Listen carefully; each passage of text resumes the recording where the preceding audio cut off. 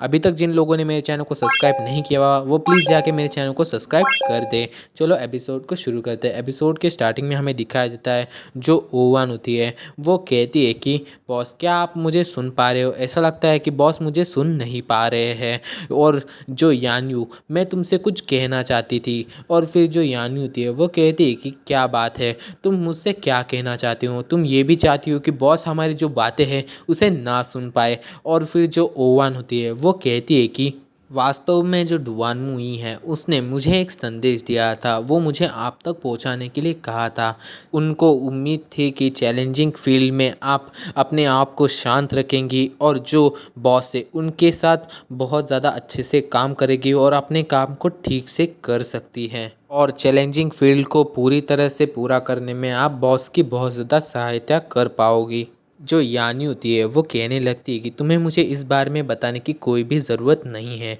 क्योंकि मैं उसकी पूरी की पूरी मदद करूँगी इस चैलेंजिंग फील्ड को जीतने में। और यान्यू अपने मन में कह रही होती कि इसके अलावा जो यांग फैंग है उसने मुझसे कहा था कि अगर मैं सभी के सभी जो मिशनें हैं उसे पूरा कर दूंगी तो मैं अपने जो माँ है उसे ठीक करने के लिए यहाँ से उस चीज़ को लेके जा सकूंगी। और फिर हमें दिखाया जाता है जो ओवन होती है वो यांग जो यानी होती है उससे कहने लगती है कि ठीक है तो तुम अब मेरी बातों को ध्यान से सुनो। जो डुआनमू ही है उसने कहा है कि जो यांगफेंग के पास प्यूरिफाइंग वाटर है वो तुम्हारी माँ को फिर से इंसान में नहीं बदल सकता, वो ज़ॉम्बी की ज़ॉम्बी ही रह सकती हैं। जो इंग्रेडिएंट्स जो प्यूरिफाइंग वाटर में है वो जो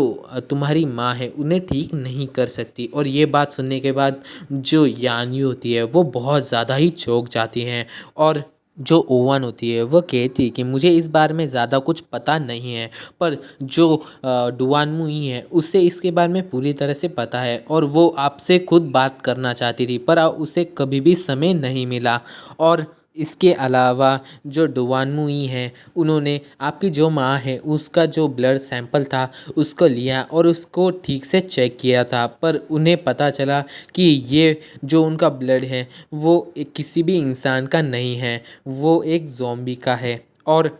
यान यू जो डुआनमुई है उसने कहा कि जो यांग फैंग है उसने आपको ये बात इसलिए नहीं बताई होगी कि आपको सिर्फ आराम मिलना चाहिए, आप ज़्यादा टेंशन ना लें। पर मैं आपकी बेस्ट फ्रेंड हूँ और मैं आपको सच्चाई बताना चाहती हूँ, क्योंकि मैं आपसे कुछ भी नहीं छुपा सकती, आप मेरी सबसे अच्छी दोस्त हो। और हेलो यान्यू, क्या तुम ठीक हो? क्या तुम ठीक हो ना? और जो ओवन होती है वो अपने मन में कह रही होती है कि ये काम मैंने क्यों लिया, मैंने ऐसा काम किया है कि जिसकी वजह से मुझे बहुत ज़्यादा बुरा लग रहा है, मुझे ये काम नहीं लेना चाहिए था, डुआनमू ये को प्रॉमिस नहीं करना चाहिए था कि मैं इस बात को उन तक पहुंचाऊंगा। और फिर जो यानी होती है वो कहती है कि हाँ मैं ठीक हूँ, आप दोनों का बहुत बहुत शुक्रिया, आप लोगों ने मुझे सच्चाई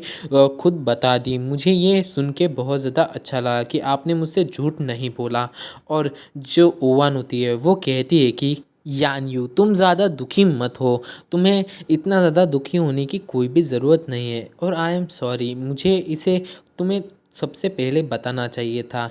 अब मैं चुनौती भरे क्षेत्र में जा रही हूँ, मुझे चैलेंजिंग फील्ड में मैं जा रही हूँ, तुम भी जल्दी आ जाना। और फिर हमें जो यानी होती है उसका सीन दिखाया जाता है जो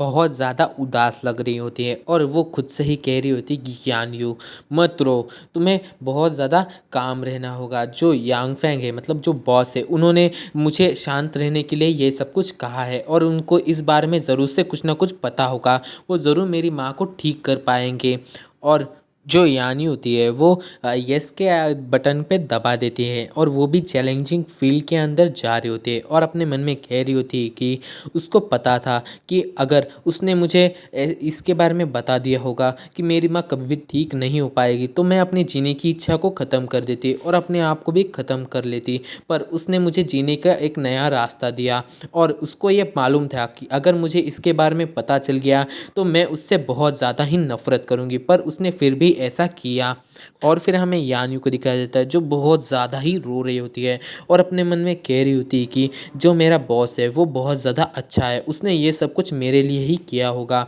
और उसके लिए मैं इतना ही कर सकती हूँ कि जो चैलेंजिंग फील्ड है उसे पूरी तरह से जीतने में मैं उसकी पूरी मदद करूँगी। मैं उसके जैसा बॉस पाने की वजह से बहुत ज़्यादा खुशी भी हूँ और मैं बहुत ज़्यादा दुखी भी हूँ क्योंकि मेरी माँ अब वो ठीक नहीं हो पाएगी।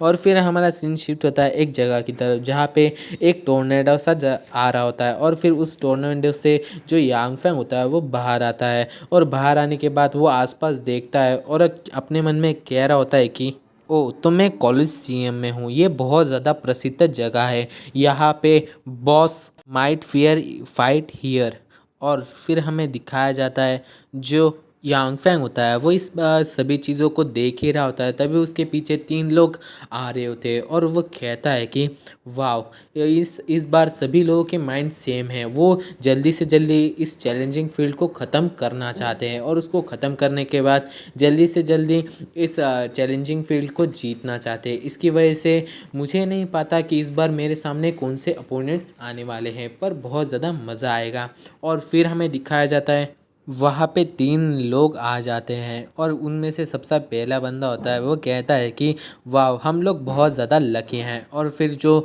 मोटा लड़का होता है वो कहता है कि अरे इसके लिए ये बहुत ज़्यादा बुरा हो गया क्योंकि इसका पहले ही सामने हम तीनों से हो गया है, अब हम लोग इसे आसानी से हरा देते हैं और इसके 3 भाग करके रख देते हैं। और फिर जो छोटा बंदा होता है सबसे, वो कहता है कि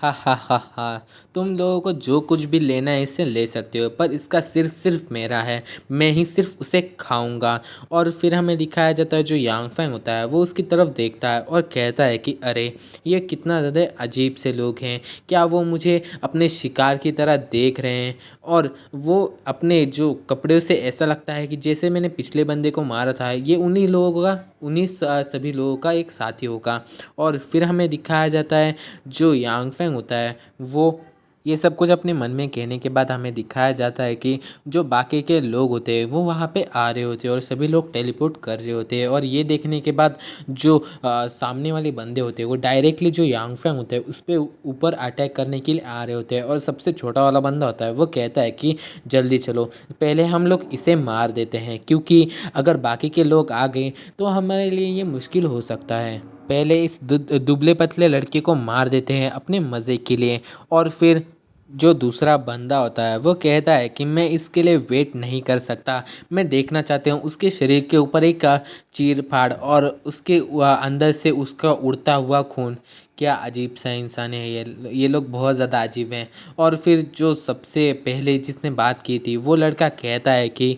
हा हा हा, सबसे पहले मैं उसके पास पहुंचूंगा और उसकी गर्दन को काट दूंगा या फिर तोड़ दूंगा। और ऐसा कहते हैं वो उस पर हमला करने वाला आता है, पर तुम लोगों को मालूम है हमारा यांग फेंग तो बहुत ज़्यादा खतरनाक है। वो अपने मन में कह रहा होता है कि ऐसा लगता है कि जो पहले वाला बंदा मिला था और इनका मिशन भी सेम ही है, यहाँ पे सिर्फ लोगों को मारना है और उनको खाना है। क्या अजीब सा मिशन है, अब इसे भी मरना होगा। और फिर हमें दिखाया जाता है वो सभी के सभी लोग जो यांग फैंग होते हैं उस पर हमला करने के लिए आगे बढ़ रहे होते हैं और कह रहे होते हैं कि सबसे छोटा वाला बंदा कहता है कि ऐसा लगता है कि ये बंदा तो गूंगा है। और जो मोटा वाला बंदा होता है वो कहता है कि अरे मुझे उसका मांस और उसका खून चाहिए, मैं उसे कच्चा ही चबा जाऊंगा। और तीसरा बंदा कहता है कि उसका गला सिर्फ और सिर्फ मेरा है, मैं ही उसे तोड़ूंगा और उसे खाऊंगा। और फिर हमें दिखाया जाता है जो यांग फैंग होता है वो भी अपने पावर्स को रिलीज कर रहा होता है और कहता अपने मन में कहता है कि हाँ अब मेरे पॉइंट्स और ज़्यादा बढ़ने वाले हैं। और फिर